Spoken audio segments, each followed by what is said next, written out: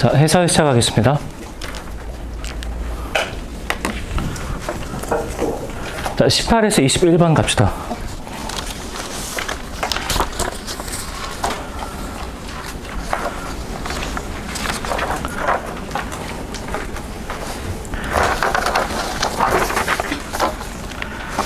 자, 일단 그 21번에서 보기 가보면 노새 두 마리는 1970년대 서울의 변두리 지역을 배경으로 도시적인 것과 비도시적인 것을 대비하고 있는 작품이다. 도시적인 것에 저항감을 가지고 있는, 도시적인 것에 저항감을 가지고 있는, 여기 밑줄.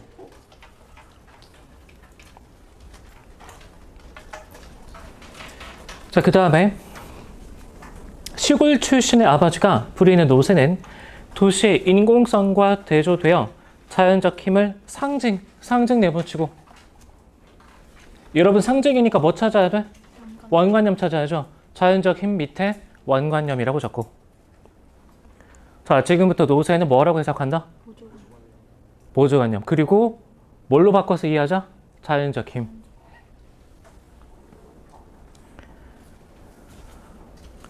자, 그리고 고단한 노동이라는 구속에서 벗어나려는 존재. 이게 노새의 의미래. 근데 여기서 저항감이라는 게 중요한데, 인물의 간접 제시 여러 번 얘기했죠. 대사나 행동을 통해서 성격이나 심리를 드러낸다. 이때 추론의 근거는 쌤이 기출 분석한 결과 4가지 정도 있었습니다. 뭐죠? 첫 번째, 보기에 제시된 인물의 성격이나 심리. 보기에 제시된 성격 심리.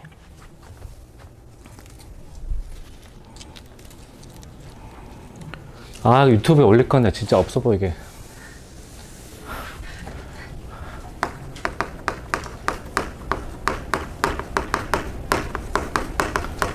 러셀이 아무리 시대인체보다는 학원비가 싸다지만 이 정도는 좀 바꿔줄 수 있는 거 아니냐?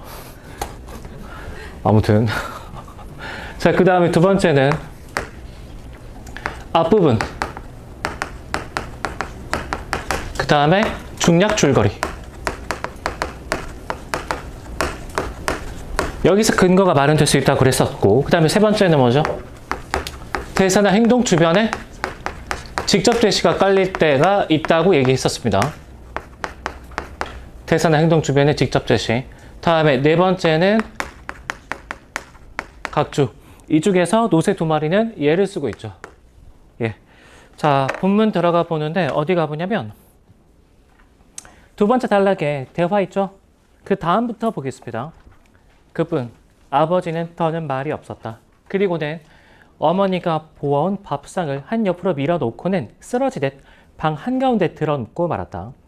아버지는 지금 당장 내일부터 벌이를 나갈 수 없는 아픔보다도 길들여 키워온 노새가 가여워서 저러는지도 모를 일이었다.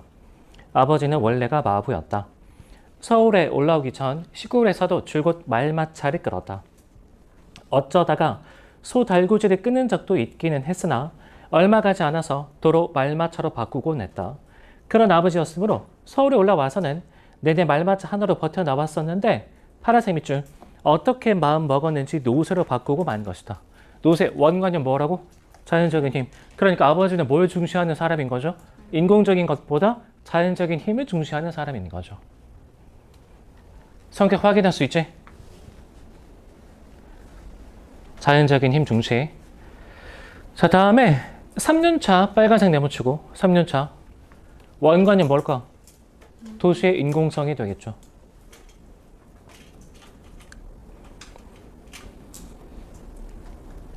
도시의 인공성. 자, 그 밑에 대사 보면 휘발유 한 방울 안 나오는 나라에서 자동차만 말하면 뭘 해? 마치 애국자처럼 말하는 것이었으나 나는 아버지 그 말 뒤에 숨은 오기 빨간색 네모치고. 자, 아버지의 심리 뭐죠? 보기 내용에 따르면 도시적인 것에 저항감을 갖고 있다.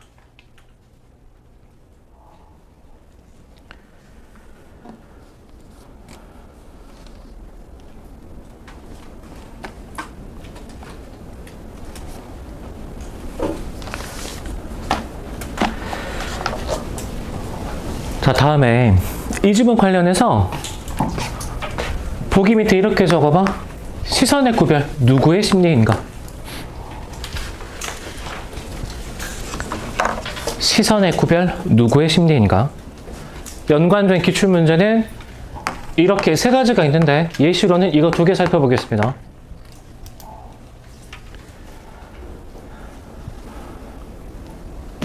여러분 화면에 지문 띄워주니까 좀 나아? 알겠습니다. 내가 좀 더 고생해야지.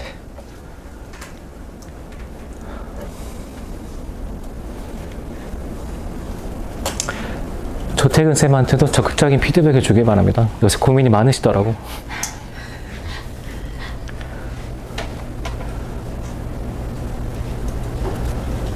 동료 강사가 평가하기에는 조금 조심스러운 면이 있으니까.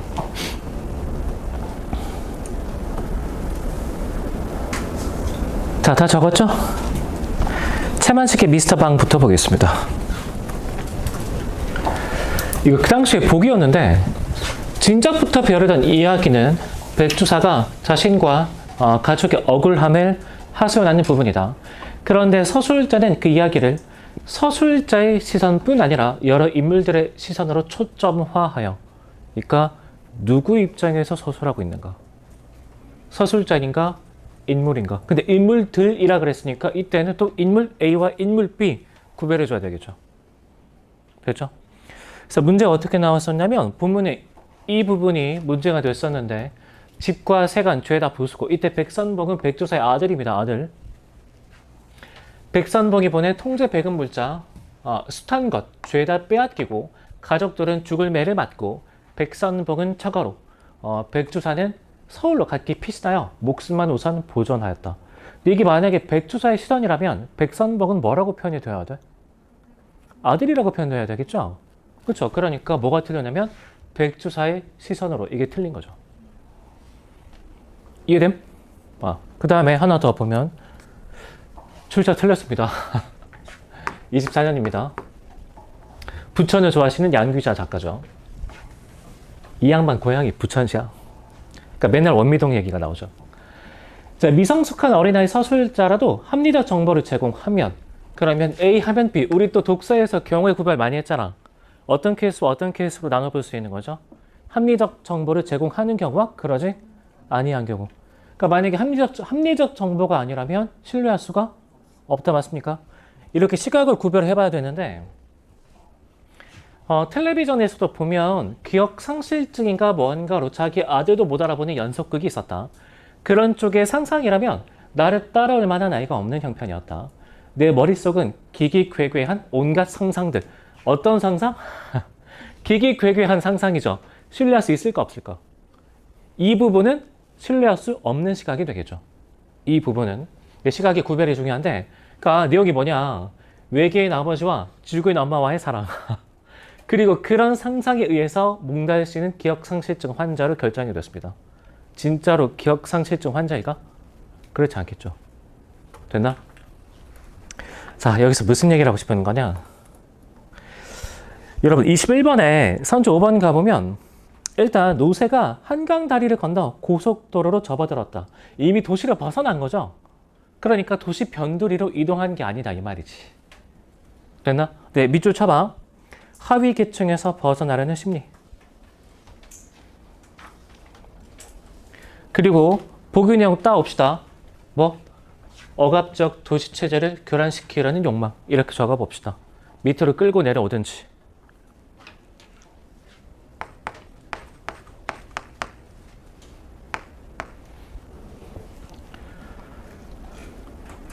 답은 5번 쉽게 나오죠?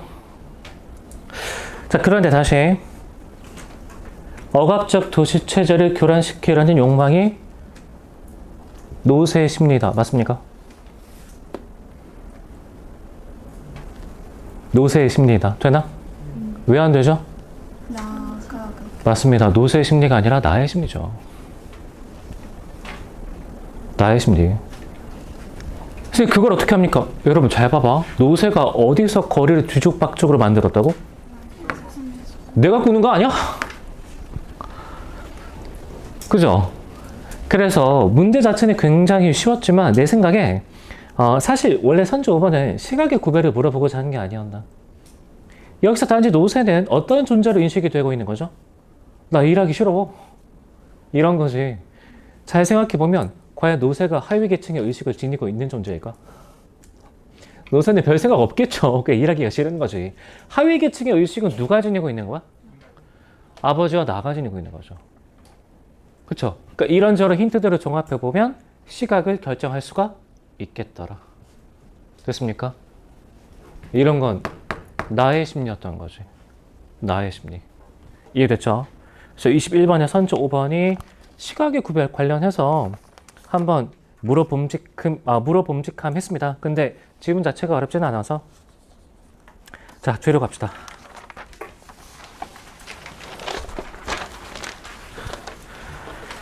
자, 18에서 21번 질문 다가 좀 어려웠죠? 아마 26번 많이 틀렸을 텐데 26번 질문 다의 별표 3개 쳐보고 질문 다 여러분들 PTSD 오겠지?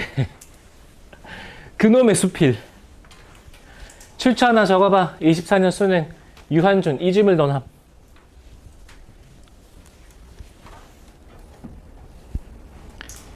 이짐을 논함. 참 다시 봐도 글은 정말 거지같이 쓰는 것 같습니다. 다시 봐도 그 교수일 관련해서는 내가 여러 번 얘기했었죠. 뜻이 뭐라고? 교훈점을 서술하는 관련. 그러니까 주제는 필자의 성찰, 깨달음. 여기 집중이 될 수밖에 없는데 이때 예를 제시하는 방법이 필자의 경험 제시. 얘는 잘 안 나와. 너무 쉬워서. 요즘에는 여기에 딱 꽂혀 있더라. 대상에 대한 인식. 근데 어떻게 인식해? 구별 지어가면서. 구별 지어가면서. 맞죠? 그래서 우리 덮프 예시로는 뭐가 있냐면 판국을 담당하는 자와 판국을 담당하지 않는 자. 그리고 5월달 시험에서는 공교함과 졸렬함. 기억납니까? 그렇죠? 그리고 그 출발점이 뭐였다? 예. 있는다는 것과 있지 않는다는 것. 거기서부터 출발한 거죠. 그래서 대상을 구별해 줘야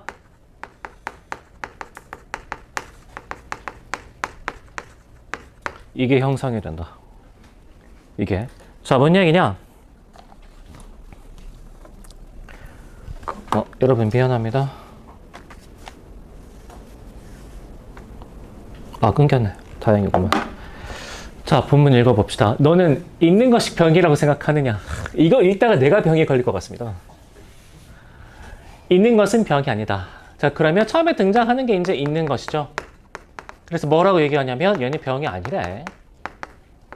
병이 아니래. 있지 않는 것이 병이 아닌 것은 아니다. 이때부터 슬슬 짜증나기 시작하는데 자, 그러면 있는 것과 있지 않는 것으로 나눠볼 수 있겠지?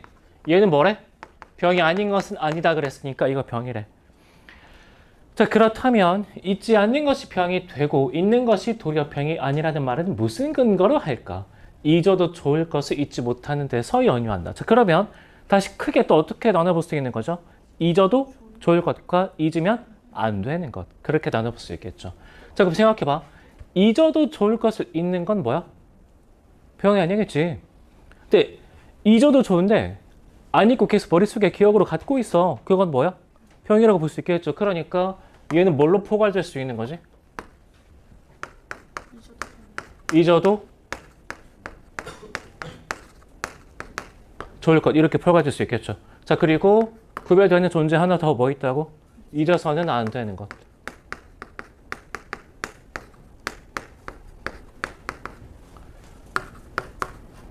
됐습니까? 자, 그 다음에 뒤로 가보면 먼 것을 보고 나면 가까운 것을 잊고 새 것을 보고 나면 옛 것을 잊는다. 입에서 말이 나올 때 가릴 줄을 잊고 몸에서 행동이 나올 때 본받을 것을 잊는다. 내적인 것을 잊기 때문에 외적인 것을 잊을 수 없게 된다. 그럼 여러분 이때 또 두 가지 어떻게 구별되죠? 내적인 것과 외적인 것. 그럼 생각해봐. 여기서 잊어도 좋을 것은 뭘까? 외적인 거 맞나?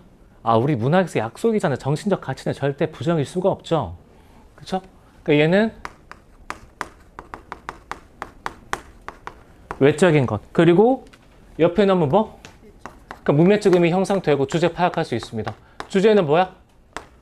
외적인 것은 잊지 못해서 문제고 내적인 것을 잊어서 문제다. 그러니까 해결 방안은 뭐? 얘는 잊어버리고 얘는 잊지 말자. 이게 주제겠죠. 결국 한마디로 퉁치자면 정신적 가치의 추구 끝. 됐나? 자, 그렇게 읽어볼 텐데 본문 들어가 봅시다. 나는 의사의 협박에 따라 담배를 끊었고 술을 줄였다. 기침과 가래와 설사가 줄고 온몸을 뒤덮고 있던 미열도 없어졌다. 변화된 그것만이 아니다. 전에 보이지 않던 새로운 것이 눈에 보인다. 그것은 자연이다. 한국의 자연이 얼마나 아름다운가 하는 것은 외국을 여행해 보면 알 수 있다.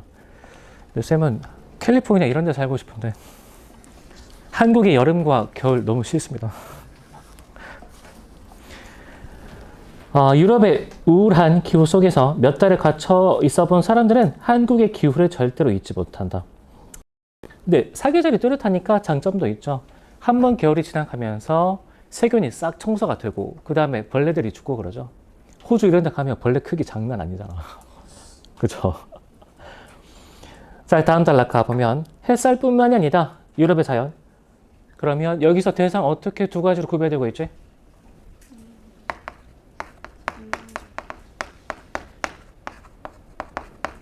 한국의 자연과 유럽의 자연, 그렇죠.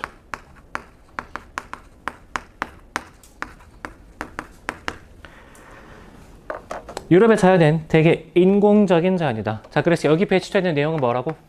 인공적. 자, 여기서부터 문맥적 의미 잘 쌓아 나가줘야 돼. 사람의 손길이 안 간 데가 없는 자연이니까 사람의 손길도 전부 여기 배치되겠죠. 자연은 이미 자연이라기보다는 공원이나 정원에 가깝다. 그것은 자연이 아니라 풍경이다. 그러나 한국의 자연은 자연이다. 사람의 손이 그렇게 많이 가 있지 않다. 자, 그래서 여기 배치되는 내용은 이렇게 정리할 수 있겠죠.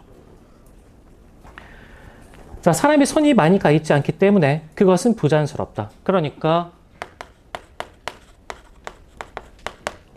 이때 부자연스럽다라는 게 단어로 따지면 nature 이게 아니야. 익숙하지 않다겠죠. 맞나?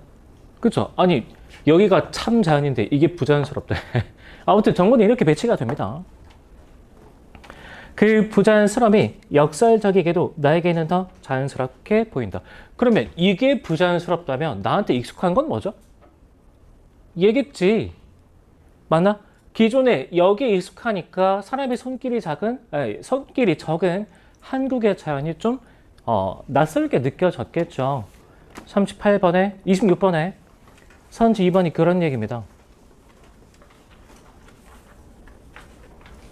이해됐습니까? 26번에 선지 2번. 자, 그 다음에 계속 갑시다. 잘 정리된 자연. 어디 자연이야? 유럽의 자연이겠죠. 잘 정리된 자연.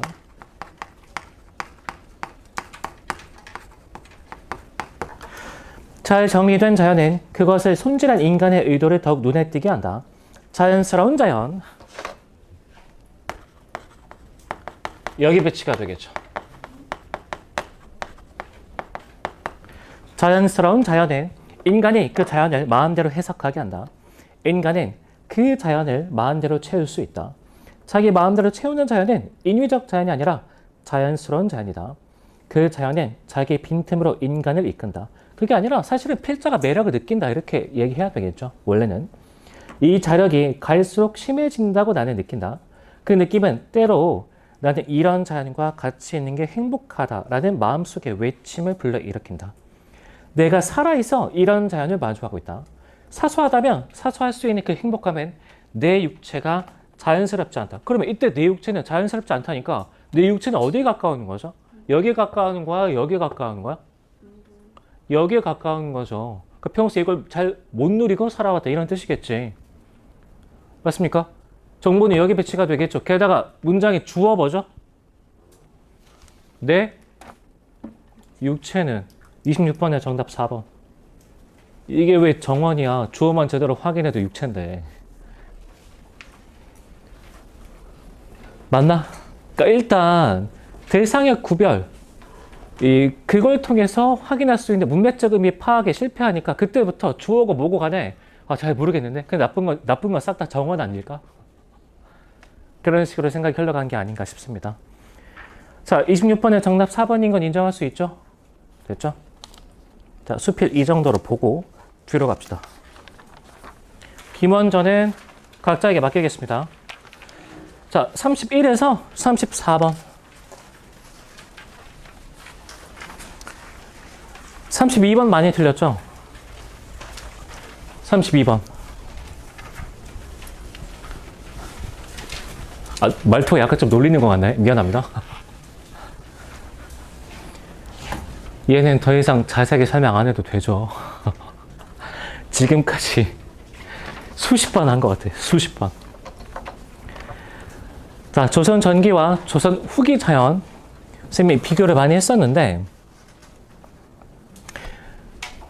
여러분, 내가 이 얘기했던 거 기억나죠? 그다음에 어디 비교? 메소포타미아.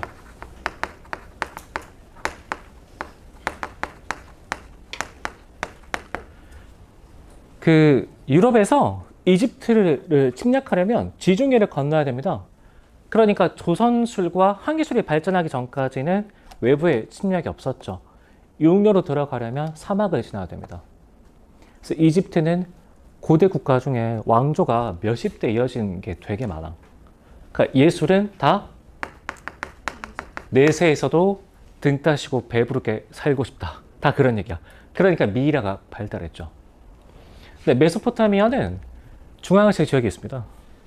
터키 바로 옆쪽 정도라고 보면 되는데 사방이 뻥 뚫려 있죠. 그래서 뻑하면 전쟁입니다. 여기서 예술은 뭐? 현세에는 너무 고통스럽다. 또는 어차피 금방금방 죽을 거. 살아있을 때 좀 즐기자. 이런 내용입니다. 내세에 대해서는 별 관심이 없어. 지금 삶이 너무 고통스럽거든. 조선으로 따지면 이게 언제? 조선 전기. 얘가 언제? 임진왜란과 병자 호란으로 두드려 맞고 난 이후에. 그래서 예술의 경향성이 이렇게 바뀌게 되죠. 그 중에서 위에 거 세 가지는 여러 번 얘기했던 것 같은데 오늘 얘기할 게 이겁니다. 사대부의 정체성 X. 그게 무슨 얘기냐? 더 이상 자연은 특히 작가에서 이런 경향성이 좀 두드러지는데 자연이 심성의 수양 이걸 할 수 있는 공간이 아니라 그냥 놀고 먹고 마시는 공간. 알겠죠? 진짜 유흥만을 추구하는 공간이 되어버리는 거죠. 34번 보기 보면 그런 내용을 확인할 수가 있습니다. 보기 잘 만들었는데 보기 들어가 봅시다. 가와 나는 모두 자연에서 느끼는 흥취를 노래하고 있지만 작품 속 자연의 의미는 각기 다르다. 가에서는 자연이 유흥과 풍요의 공간으로 나타나지만 그러니까 뭐 따위는 없어? 심성 수양 이런 거 없다고. 그건 언제 드러나는 이 태도인 거죠? 조선 전기. 나에서는 어옹 한 글자 더 붙이면 그쵸 가짜어분 늙은이가 되겠죠. 가어옹의 삶을 통해 자연이 세속과 거리를 둔 한적한 공간이자 한적한 밑줄. 그러니까 뭐랑 관계가 전혀 없는 공간인 거죠? 노동. 그리고 무슨 세계관? 이분법적 세계관 맞습니까? 이분법적 세계관. 자, 은거하며 만족감을 누리는 공간으로 나타난다. 그러니까 34번 이 보기의 의도는 뭐라고 봐야 돼요? 선생님이 수업 때도 늘상 얘기했던 조선 전기 세계관과 조선 후기 세계관의 비교. 아, 역시 문을 잘 만들었습니다. 받아서 쓰는데 이 정도 얘기는 해야 되겠죠? 바탕국어 연구소 감사합니다. 자, 아마 32번에 3번 많이 찍었을 것 같습니다. 그렇죠? 아까 아침에 대치에서 물어보니까 너 왜 3번 찍었어? 4번 답 아니야? 이랬더니 그냥 3번까지 읽고 말았어요. 여러분 부탁인데 손가락 걸기 하지 마. 알겠죠? 그거 해서 줄일 수 있는 시간 얼마 안 됩니다. 그리고 손가락 걸기가 뭔지 몰라? 예컨대 답이 1번인 것 같아. 그러면 1번 찍고 넘어가는 거. 그러지 말라고. 그리고 누가 하는 거냐면 나는 문장 읽기의 정확성 100% 담보할 수 있다라는 최상위권만 그렇게 할 수 있는 특권이 있는 겁니다. 여러분 문장 정확하게 읽고 있나? 본인이 정확하게 읽고 있다는 확증이 없는데 어떻게 1번만 읽고 넘어갈 수 있죠? 나 같으면 살 떨려서 못할 것 같은데. 내가 그런 점에서도 마르고 닳도록 별로 안 좋아합니다. 그 책에서 되게 많이 강조하는 내용이거든. 손가락 걸기인가 뭔가. 뭔 손가락을 걸어. 그러다 자기 손가락이 잘리지. 시험장에서는 내가 문장을 흘려 읽을 수도 있는 부분이기 때문에 최소한 선지 한 번쯤은 다 보는 게 좋아. 자, 일단 그게 하고 싶은 말이고, 두 번째는 이렇게 생각해 봅시다.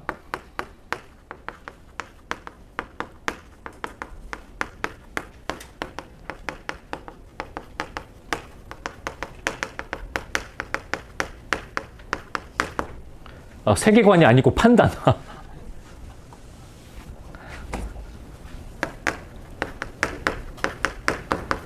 최근의 선지에서는 좋은 게 좋은 거니까 나쁜 건 나쁜 것끼리니까 이렇게 판단하지 말라 그랬죠.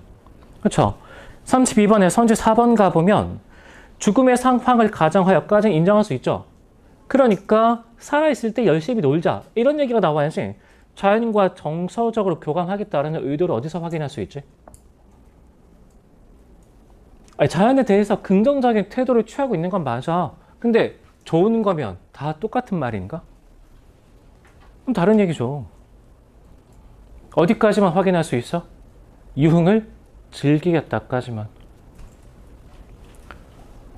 굳이 따지자면 자연과 정서적인 교감을 소망한다라는 건 물화일체 또는 심성소양 이 정도의 얘기일 텐데 어디 세계관에 가깝다고 봐야 돼? 조선? 전기 4번 정답.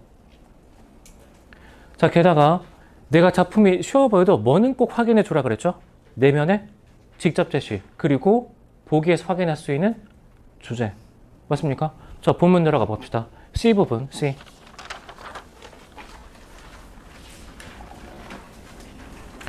뒷동사 피는 꽃은 내년 봄 3월 피라니와 파란색 밑줄.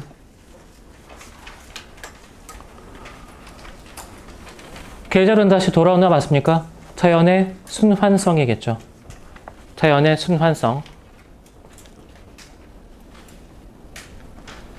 그런데 나와 같은 초로 인생 한 번 끔찍 죽어지면 빨간색 밑줄 다시 살기 어려워라. 여러분, 다시 살기 어려워라. 무슨 어조야? 염탄적인 어조죠? 내면이 강하게 드러나고 있지? 그쵸? 그러면 인간의 유한성을 인식했더니 탄식이 나온다. 맞습니까? 탄식이 나온다. 3번 다시 읽어봐.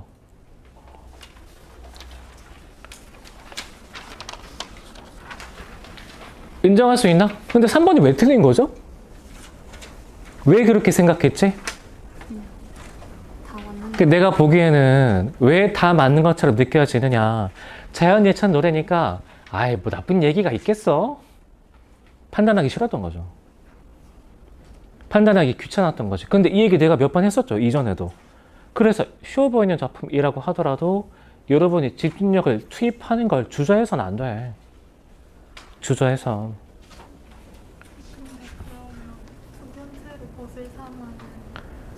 두견세도 얘기할 수 있습니다.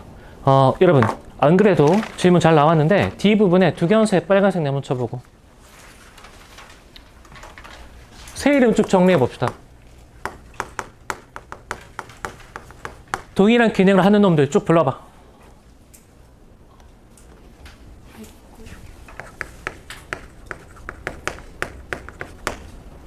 하나 더. 아무도 없어? 이 얘기 분명히 했었는데.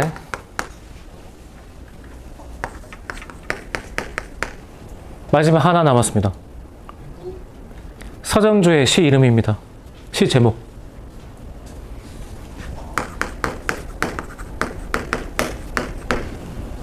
이런 것들이 청각적 이미지를 동원하면 화자의 내면은 높은 확률로 뭐라 그랬죠? 한.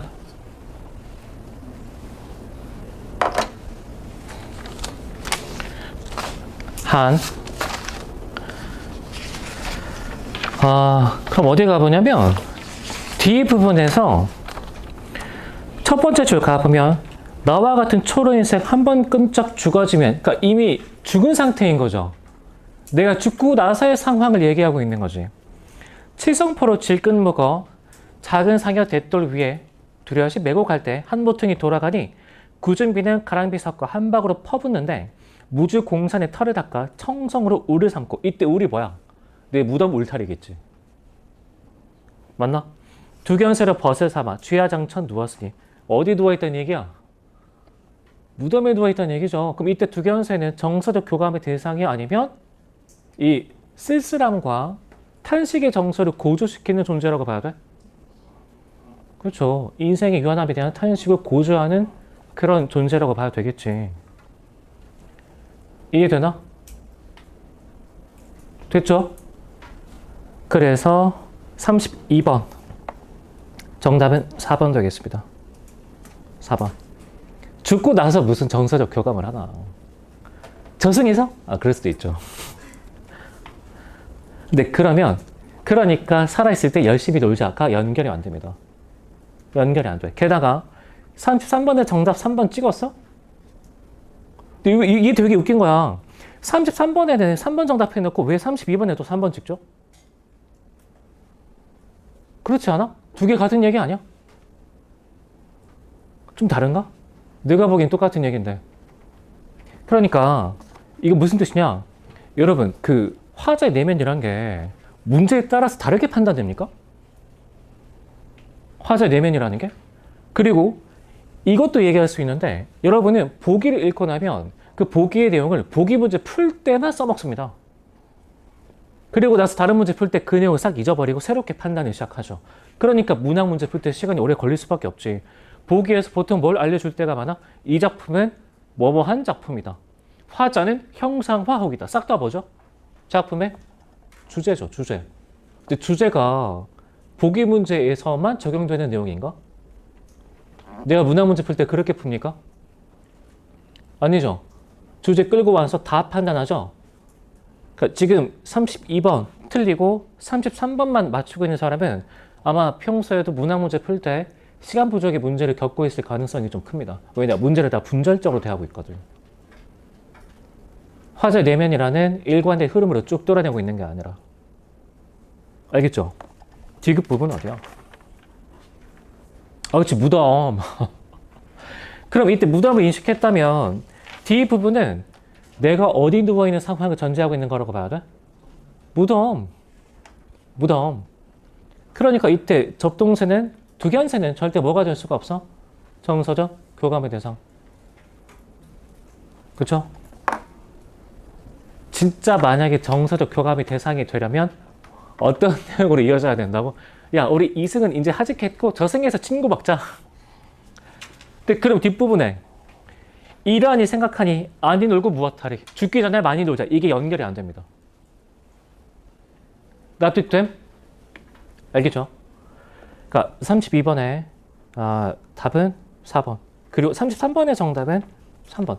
제발 화자의 내면의 직접 제시 이걸 확인했다면 일관된 흐름으로 쭉 뚫어나가야지 32번 따로, 33번 따로 이렇게 대하면 안 된다고. 이해됐죠? 자, 그 다음에 사실 이건 이간모의 평가에서도 몇 번 강조를 했던 건데 보니까 이거 바탕이 과거 기출 문제라서 바탕에서 먼저 문제의식을 삼고 있었던 것 같습니다. 이거 기억나나? 무릉도원? 원래 뜻은 뭐죠? 도교의 이상향이죠. 근데 이게 보조관념이고 원관념이 산수로 잡힌 적이 있었습니다. 유평 대비 이간 모의 평가에서 이거 얘기한 적 있죠. 그렇죠? 그러니까 신선세계, 극락세계, 그 다음에 기산영수, 인간세계 바깥. 이 얘기가 내가 진짜 천상계로 갔다는 얘기야? 그게 아니라 지금 내가 여기 머물고 있는 시 공간이 너무 완벽하게 느껴져서 자랑질하고 싶다. 이런 뜻이죠. 그렇죠? 그러니까 그 정도로 완벽하지만 굳이 따지자면 초월적 세계야, 현실적 세계야? 오케이. 따라서 31번에 1번은 정답이 될 수가 없습니다. 이것도 몇 번 봤던 내용이죠. 이해됐죠? 자, 그 다음에 비슷한 게 선지에서 쓰고 있진 않지만 밑에 동경 적어봐. 동경. 이것도 얘랑 관련이 있는 건데 여러분 동경의 대상이란 거 분명히 긍정적인 대상한테 얘기할 수 있는 거죠. 근데 그렇다 그래서 그냥 좋은 걸 퉁칠 수 있느냐? A를 동경한다라는 건 나한테 A가 지금 부재한 상태여야 돼. 그쵸? 자연 속에서 이미 응가하고 있는데 자연을 동경하고 있다. 돼, 안 돼? 그건 안 되는 거죠. 알겠지? 그러니까 이미 옆에 존재하거나 내가 누리고 있는 대상에 대해서는 동경한다. 이런 표현 쓸 수가 없다고. 평가원에서 되게 함정으로 많이 사용했던 단어 중에 하나입니다. 동경하다. 그러니까 이런 문제의식이 있는 거죠. 좋은 게 좋은 거다. 나쁜 건 나쁜 거다. 이렇게 퉁치지 말라고.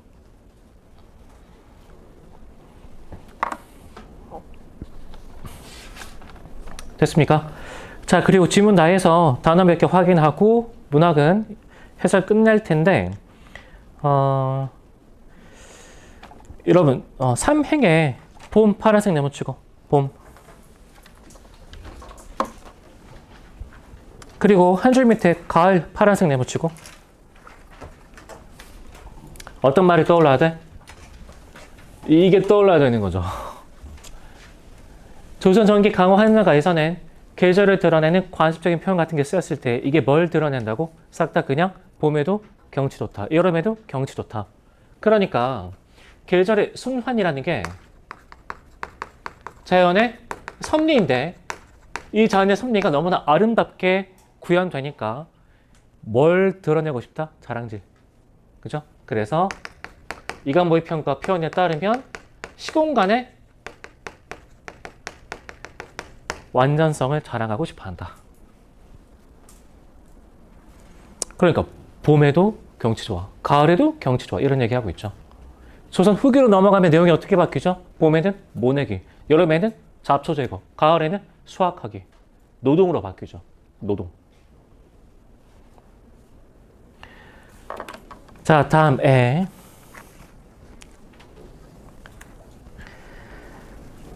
미음에서 두 줄 밑에 홍진 빨간색 네모치고 홍진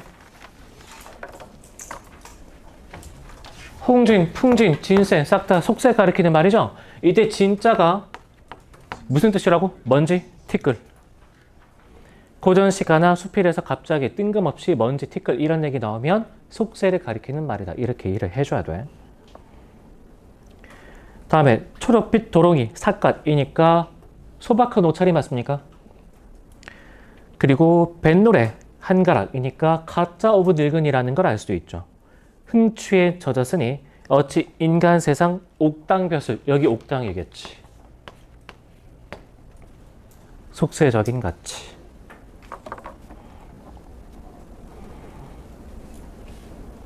됐나? 나머지 문제는 어렵진 않았죠? 32번이 좀 까다롭게 느껴지지 않았을까 싶습니다. 자, 그러면 문학 해설은 여기까지 합시다. 10분 쉬고 계속 진행하겠습니다.